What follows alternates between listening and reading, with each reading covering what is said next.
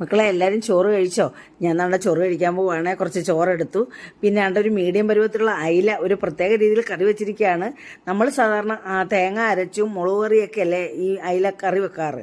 ഇതിപ്പോൾ തേങ്ങായി വരയ്ക്കാതെ മുളക് കറി അല്ലാതെ ഒരു പ്രത്യേക രീതിയിൽ കറി വെച്ചിരിക്കുന്നതാണ്. കുറുകിയ ചാറോടുകൂടി ചോറ് കഴിക്കാനും എന്തിൻ്റെ കൂടെ വേണമെങ്കിലും കഴിക്കാൻ നല്ല ടേസ്റ്റാണ് കേട്ടോ.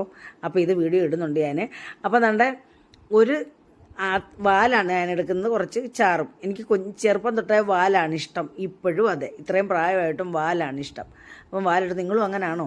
അപ്പോൾ പിന്നെ നമ്മുടെ ബീൻസ് തോരൻ വെച്ച് മക്കളെ ഒരു 2 ടീസ്പൂൺ ബീൻസ് എടുക്കുവാണ്.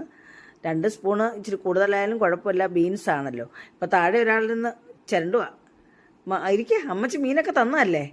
പണ്ട് തക്കുടുമോൻ ഇങ്ങനെ ആയിരുന്നു എന്നെ ചുരണ്ടു വരുന്നത്, അതുപോലെ ഇപ്പോൾ രസമോളും.